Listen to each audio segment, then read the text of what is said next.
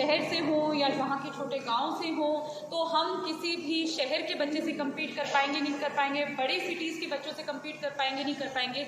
वो आपको अब मेंटालिटी चेंज करनी है। और आज मैं थोड़ा सा आप सब पे इसीलिए नाराज़ हो रही थी कि ये सेशन आपके लिए रखवाया गया है। तो कुछ बच्चे जो डॉक्टर बनना चाहते हैं, तो इसलिए हमने मेडिकल का भी जो स्ट्रीम है उसमें आप क्या क्या कर सकते हो, इसलिए आपको उनसे रूबरू कराया। फिर इंजीनियरिंग सर्विसेज से हमारे पास जो हैं, हमने उनसे आपकी बातचीत कराई। फिर आजकल बहुत सारे बच्चे, क्योंकि यहाँ पे आर्ट स्टूडेंट्स काफ़ी सारे आए हैं, तो वो सारे बच्चे जो लॉ के लिए पढ़ते हैं, लॉ में अपना करियर देखते हैं, एडवोकेट बनना चाहते हैं या जुडिशियल सर्विसेज में जाना चाहते हैं, इसलिए आपको क्लैट के बारे में बताया गया, इनका क्या क्या स्टेप्स हैं, क्या प्रोसीजर्स हैं, आप कैसे वो एग्जामिनेशन क्लियर कर सकते हैं। फिर आज हमारे बीच IAS 2021 बैच के निवृत्ति जी भी पधारे और उन्होंने आपके सारे क्वेश्चंस बहुत पेशेंटली आंसर किए। मैंने उनको इसीलिए आमंत्रित किया क्योंकि भाई अब हम तो हो गए थोड़े पुराने, मैंने दिया था एग्जाम 2015 में और अब काफ़ी चीज़ें चेंज भी हो गई, इसलिए मैंने निवृत्ति को स्पेशली रिक्वेस्ट किया क्योंकि वो बाड़मेर जिले में IAS प्रशिक्षु हैं कि आप हमारे पास के पड़ोसी जिले में हो तो आके हमारे यहाँ के बच्चों को बताओ कि आजकल क्या क्या नए ट्रेंड्स हैं। तो जैसा कि उन्होंने बताया उसी क्रम में मैक्सिमम चीज़ें निवृत्ति आप पहले कवर कर चुके हो कि इस एग्ज़ाम की 3 स्टेजेस है ना, प्रीलिम्स, मेंस और इंटरव्यू। और इसमें जो सब्जेक्ट्स हैं, इसकी पढ़ाई कैसे करते हैं, आपको किन किन चीज़ों पे ध्यान देना होता है, जोर देना होता है, वो ऑलरेडी निवृत्ति आपको बता चुके हैं। ठीक है, अब मैं तो आपसे जानना चाहती हूँ क्योंकि आप जैसे कि अपने को बलानी ने भी बताया कि आप लोगों ने मेरे बारे में रिसर्च कर रखी है, आप किससे पूछिए आप क्या जानना चाह रहे हो, और जो मुझसे नहीं हो पाएगा निवृत्ति है अभी हमारा लेटेस्ट जिसने एग्जाम क्लियर किया है तो वो भी आपको बताएगा। तो आप हमसे सवाल पूछिए क्योंकि मैं चाहती हूँ कि आप आज यहाँ आए हैं, अपना टाइम हमको दे रहे हैं, तो आप यहाँ से कुछ सीख के जाएँ और आपको आगे आने वाले टाइम में ये आपको कभी ये ना लगे कि मैं जैसलमेर से हूँ, मुझे पता ही नहीं है मैं अपने फ्यूचर में क्या कर सकती हूँ। तो मैं वो नहीं चाहती, मैं चाहती हूँ यहाँ की हर लड़की अपने आप के लिए बहुत कॉन्फिडेंस फील करे कि मेरे लिए मेरा फ्यूचर बहुत ब्राइट है। समझ रहे हैं आप मेरी बात? तो इसलिए जो भी बच्चा है आपको लगे कि अरे ये सवाल तो मैं कैसे पूछूँ, आप हिचकिचाओ मत, आप बेहिचकिचाहट से हमसे पूछिएगा। ठीक है, तो मैंने यूज़ ही नहीं किया, आप लोगों ने फाइनली पिन ड्रॉप साइलेंस में बात सुनी, तो ये आपको सबके लिए करना चाहिए था। तो अब आप ये लो माइक और मुझसे सवाल पूछो। Good evening ma'am, good evening to all guests present here. My name is Anita. I am from Swami Vivekanand Government School. Ma'am मेरा क्वेश्चन ये है कि हम जानते तो सब कुछ है, लेकिन होता क्या है कि हम बहुत सारी चीज़ें करने के चक्कर में अपनी चीज़ खराब कर देते हैं। और लड़कियों पे एक और प्रेशर रहता है, फैमिली प्रेशर। तो उस पर क्वेश्चन होता है कि पहले हमें जॉब करनी चाहिए, फिर UPSC करें, या सीधा ग्रेजुएशन के बाद UPSC लग जाए, UPSC बस UPSC करें। आप सोचते हैं कि 12th के बाद हमें क्या करना है, तो मेरे ख्याल से अब तो टाइम चेंज हो गया है। आपके ज़िले में खुद मैं आपकी महिला कलेक्टर हूँ, तो ये तो आपको सोचना ही नहीं कि हमें कुछ शादी करनी है स्कूल के तुरंत बाद निकलकर या कुछ फैमिली उसमें जाना है, बिल्कुल भी नहीं। आपको अपनी पढ़ाई आगे रखनी है ना, आपको पढ़ना है और आगे बढ़ना है। अब रही बात कि अब हम क्या क्या कर सकते हैं, तो क्या है कि आपको अपने लिए हमेशा 2-3 ऑप्शन तो सोचने चाहिए, क्योंकि हम काफ़ी बार सोचते हैं कि हमें यही करना है, पर काफ़ी बार बैड लक होता है, अपन नहीं भी कर पाते। तो मेरा एक प्रैक्टिकल एडवाइस है कि आप 2-3 ऑप्शंस चुनिए। आप जिस भी स्ट्रीम से, मान लीजिए हम आर्ट्स से हैं, जैसे मैं आर्ट्स की स्टूडेंट हूँ, तो मैंने क्लैट एग्ज़ाम भी दी थी, मैंने दिल्ली यूनिवर्सिटी का भी फॉर्म भरा था, क्योंकि मैंने सोचा था कि चलिए मेरे पास 2 फील्ड तो होने चाहिए कि या तो मैं हायर स्टडीज़ करके लेक्चरार बन सकती हूँ किसी कॉलेज में अगर मैं आर्ट्स की ग्रेजुएट हूँ, या अगर मैं क्लैट हूँ तो मैं लॉ की फील्ड में जा सकती हूँ, मैं एक लॉयर बन सकती हूँ, या जुडिशियल सर्विसेज में जा सकती हूँ। और तीसरा था कि मैं अपना ग्रेजुएशन पूरा करके UPSC की परीक्षा की भी तैयारी करके एक IAS ऑफिसर बन सकती हूँ। अब ये तो वो रहता है कि हम फाइनली क्या चूज़ करते हैं, बट हमें ये भी नहीं सोचना है कि हम बहुत सारी चीज़ें करेंगे तो हमारा कोई काम बिगड़ जाएगा। कम से कम आपके पास 2 से 3 ऑप्शन तो होनी चाहिए, क्योंकि प्रैक्टिकल वर्ल्ड है, अपने को प्रैक्टिकल रियलिटीज़ में जीना है। हमेशा सबको हम ये नहीं सोच सकते ना हमने एक चीज़ सोची और हम वही कर पाएंगे, तो हमारे पास हमेशा एक सेफ्टी नेट भी होना चाहिए। तो आप कोई भी, ये तो मैंने आर्ट्स स्टूडेंट के पर्सपेक्टिव से जो मैंने किया था वो मैंने बताया, पर आप भी सिमिलरली सोच लीजिए कि आपके लिए वो 2-3 ऑप्शन क्या हो सकते हैं, और फिर अपने को कोई भी चीज़ करेंगे। जैसे आज एक बच्चे ने वहाँ से पूछा था कि कितनी जल्दी हम UPSC करके कितनी जल्दी सिलेक्ट हो सकते हैं, तो इसका कोई चीट फार्मूला तो है नहीं, ऑनेस्टली बात तो ये है कि आपको मेहनत करनी पड़ती है, स्ट्रगल करना पड़ता है, बहुत घंटे देने रहते हैं। सही कह रही हो निवृत्ति? बिल्कुल। तो अपने को तो ये दिमाग में रखना है कि बिल्कुल जैसे आपने वहाँ पे उस बच्चे को बताया था ना कि कुछ अपने को पाना है तो उसके लिए स्ट्रगल करना पड़ता है, संघर्ष करना पड़ता है, उसके लिए खून पसीना बहाना पड़ता है, तो वो तो करना ही पड़ेगा। और आप अगर अपना विल पावर इतना अच्छा रखोगे और मेहनत करने का प्रण लोगे और आप करोगे कि आप ग्रेजुएशन में अच्छे से पढ़ाई करोगे, उसके बाद मान लीजिए कंपटीशन की परीक्षाएं दे रहे हैं उसके लिए 1-2 साल दोगे, तो क्यों नहीं होगा आप जैसे बच्चे का सिलेक्शन 100%, राइट? ऐसा कुछ भी नहीं है। मैं अपने बैच की बताती हूँ, मेरा बैच तो अब थोड़ा पुराना हो गया, 2016 का जो बैच था उसमें हम ह्यूमैनिटीज से 5% लोग होंगे, बाकी सब इंजीनियर्स और डॉक्टर्स थे। आप अपने बैच का बता सकते हो? इस बैच में 15% लोग ह्यूमैनिटीज से, और बाकी सब 70% के अराउंड इंजीनियर्स है, उसके बाद डॉक्टर थे, उसके बाद ह्यूमैनिटीज है। तो ऐसा कुछ भी नहीं है। ये एक एग्जाम ऐसा है कि एक जनरल प्लेइंग फील्ड प्रोवाइड करता है। तो हर स्ट्रीम का बच्चा, जैसे वहाँ पे कॉमर्स की बच्ची थी, हर स्ट्रीम का बच्चा होता है, तो इसमें ऐसा कुछ नहीं, इसमें आपको उतनी अच्छी मेहनत करनी पड़ती है। और इसमें इंजीनियर्स एक्चुअली ज़्यादा है, 120 के आसपास लोग इंजीनियर्स हैं, उसके बाद डॉक्टर से ज़्यादा एक्चुअली ह्यूमैनिटीज़ बैकग्राउंड के थे लोग। तो लेकिन सब सब्जेक्ट एट द एंड क्या लेते, डॉक्टर हो इंजीनियर हो, सब्जेक्ट लेते क्या है? ह्यूमैनिटीज़ के सब्जेक्ट लेते, political science, anthropology, sociology, history, geography, public administration, ये सभी सब्जेक्ट किसके हैं? ह्यूमैनिटीज़ है, आर्ट्स के सब्जेक्ट है। तो वैसे आर्ट्स वाले कॉन्फिडेंट होंगे तो आर्ट्स वालों को सक्सेस रेशियो एक्चुअली ज़्यादा होगा। बट दिक्कत क्या है पता है एग्ज़ाम के साथ? पहले आपने अभी इंडियन एक्सप्रेस में आया था कि it is one of the toughest exam in India, toughest exam in India and second toughest in world.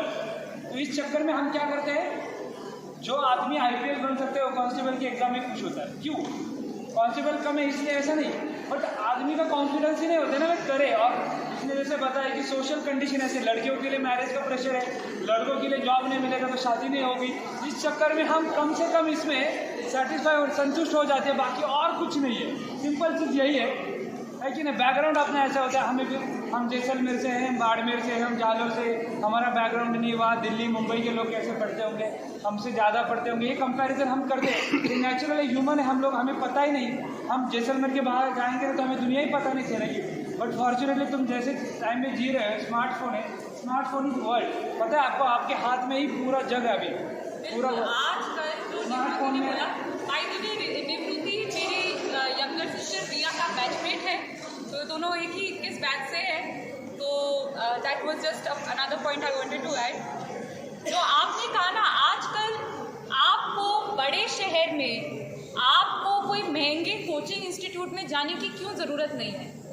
Because of technology, because of internet, best से बेस्ट टीचर, बेस्ट से बेस्ट कोचिंग मटेरियल, बेस्ट से best notes आपके phone पे उपलब्ध हो जाते हैं। और ऐसा नहीं कि एग्जाम में बस दिल्ली के लोग सिलेक्ट हुए, मैं भी गांव का लड़का सिलेक्ट, हम दोनों एक ही स्टेज पे आज। तो ये होना क्या है, आप जैसलमेर बाड़मेर से बहुत लोग बने मैम, ऐसा नहीं। तो आप सिटी और गांव में उतना ज़्यादा, जैसलमेर से भी तो देशल दान है ना, तो देखो हर बैच एक बैच सीनियर। हाँ, तो सभी जगह से मेरा कहना है कि दिल्ली मुंबई के लोग थोड़े ज़्यादा होते होंगे, बट अपन भी हो सकते हैं, ऐसा नहीं भाई जैसलमेर बाड़मेर के पीछे कहीं नहीं है, हम क्या किसी से कम है। मैम ने सही बोला है, और ये पूरे मिशन का पर्पज ही यही कि आप लोग का कॉन्फिडेंस बढ़ाया जाए। सक्षमीकरण कैसे होता है, बस योजनाओं से नहीं होगा, ये जो है आपका आत्मविश्वास जब तक बढ़ेगा नहीं तब तक आप आगे बढ़ोगे नहीं। सर्व शिक्षा अभियान का वही मोटो तो था, हम आगे बढ़ेंगे, बढ़ रहा है ना Bharat, we the people of India, किसी ने कहा ना, बहुत खूब कहा है, तो हम सब लोग बढ़ रहे हैं, आगे बढ़ रहे हैं। तो यही ज़रूरी है, आपको कॉन्फिडेंटली बाहर आना है, घर वालों को कन्विंस करना है कि हम सिटी में पढ़ने जा रहे हैं तो हम एक्चुअली पढ़ के आएंगे। घर वालों का जो मन में वहम होता है, डर होता है, वो आपको कम करना है। आप लोग पढ़े लिखे हो, आप घर वालों का विश्वास जीतो, सिंपल बात है कि नहीं। मम्मी पापा नहीं भेजना चाहते तो उसके पीछे कुछ रीजन होगा, तो उनको बोल देना कि भाई मम्मी पापा हम पढ़ेंगे, हम इस एग्ज़ाम को ट्राई करें, कोशिश करें 1 साल में 2 साल में। तो आपको कन्विंस करना है आपके पेरेंट्स को, हर बार बाकी लोग सपोर्ट करने नहीं आएंगे, आपको खुद को करना है, खुद को आगे बढ़ना है तो खुद को कुछ करना पड़ेगा कि नहीं, या फोकस लूज करना है हमेशा, ऐसा नहीं होगा। ठीक है, और कोई सवाल? हाँ बताइए। आप कॉलेज जाओगे, IAS तो बनोगे नहीं सीधे, तो इसमें ये है कि आप कॉलेज में जो भी सब्जेक्ट लें, UPSC एक ऐसी एग्ज़ाम है कि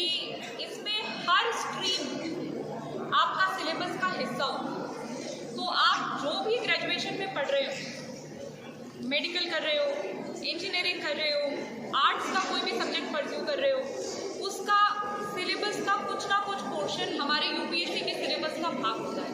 तो जब आप अपने 3 या 4 साल का ग्रेजुएशन कर रहे होंगे, तो जब भी आप ग्रेजुएशन की तैयारी करेंगे, आप समझिए कि इन अ वे आप अपने यूपीएससी के ही एग्ज़ाम की तैयारी कर रहे हैं, उस पोर्शन की जो सिलेबस मैच होगा। साथ ही जो सिलेबस आपके 11th-12th के सिलेबस से मैच करता हो, उसका आप रिविजन कर सकते हैं। आप न्यूज़पेपर रीडिंग अभी से स्टार्ट कर सकते हैं। और अगर आपको लगता है कि आपके पास कॉलेज पढ़ते पढ़ते थोड़ा बहुत टाइम है कि आप कुछ और भी पढ़ सकते हैं, तो फिर आप यूपीएससी की जो किताबें हैं वो लेके उसकी भी पढ़ाई शुरू कर सकते हैं। पर आपको पहले तो ग्रेजुएशन करना है अपना, और फिर कुछ महीने और प्रिपेयर करके यूपीएससी के एग्जाम सुने प्लीज। Thank you. अगर बोर्ड एग्जाम के लिए बचे हैं सिर्फ 2 महीने, तो अब आपको करना है रिवीजन, खूब सारा रिवीजन। आपने पूरे साल तो कर ली बहुत अच्छी पढ़ाई, पर काफ़ी बार क्या होता है, किताबें और चैप्टर्स तो बहुत बार पढ़ लेते हैं, पर उसको रिवाइज नहीं करते। और रिवाइज नहीं करते तो इनपुट तो आ रहा है, पर पेपर लिखते हुए आउटपुट नहीं आ रहा। तो आउटपुट नहीं आ रहा तो मार्क्स नहीं आ रहे, सही है। तो इसलिए आपको खूब सारा रिवीजन करना है। और अगर 2 महीने बचे हैं तो आप उसमें ऐसे करिए कि पूरा सिलेबस डिवाइड करिए दिन वाइज और हफ्ते वाइज, कि इस हफ्ते तो मैं ये पूरा सब्जेक्ट का रिवीजन करूँगी। तो आपके मान लीजिए 5 सब्जेक्ट हैं या 6 सब्जेक्ट हैं, 5, तो आपके पास 2 महीने हैं, तो आप उन 5 सब्जेक्ट को 4 हफ्तों में डिवाइड करिए। हर चैप्टर का रिवीजन करिए, नोट्स बनाइए और याद करिए उसे जितने अच्छे से कर सकते हैं, चाहे हम लिख के करें या बोल के करें, क्योंकि दोबारा पढ़ने से तो अब उतना बेनिफिट नहीं मिलेगा जितना जो पढ़ा है उसको रिवाइज करने से। क्योंकि जो पढ़ा है वो आपकी ऐसी स्थिति होनी चाहिए कि आप जब पेपर लिखने जाएं तो उसको लिख पाए आराम से। जो आपने पढ़ा है उसको याद करके रिटेन करके आप पेपर में भी उसे लिख पाए। सो मेरा आपको ओनली 1 टिप है कि आप खूब सारा रिविजन। तो एक बच्चा जैसे 2 घंटे में पढ़ पा रहा है और दूसरा बच्चा 2 दिन लगा, उसका कारण ये हो सकता है कि एक बच्चा मेंटली फ्री हो कि वो अपना पूरा अटेंशन, पूरा फोकस उस एक चैप्टर को लगा रहा है और इसलिए 2 घंटे में कर पा रहा है। और दूसरा बच्चा डिस्ट्रैक्टेड है, या तो अपने फोन से डिस्ट्रैक्टेड है या कुछ फैमिली इश्यूज हैं जो उससे डिस्ट्रैक्टेड है कि वो अपना फुल अटेंशन नहीं दे पा रहा। तो बात इसकी नहीं कि किसी का इंटेलिजेंस कम है या ज़्यादा है, बात है कितने अटेंशन से, कितने धैर्य से और कितने फोकस से कोई चीज़ पढ़ती है।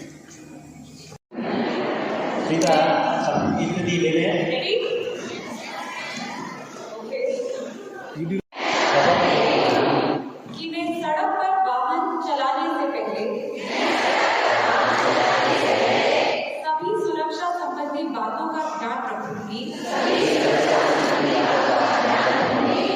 तथा सड़क एवं यातायात नियमों का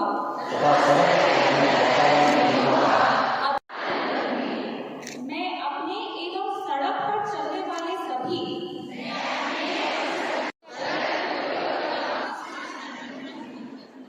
मैं समर्पित भाव से कार्य करूंगी तथा दूसरों को शिक्षित एवं जागृत करने के लिए प्रेरित करूंगी। जय हिंद।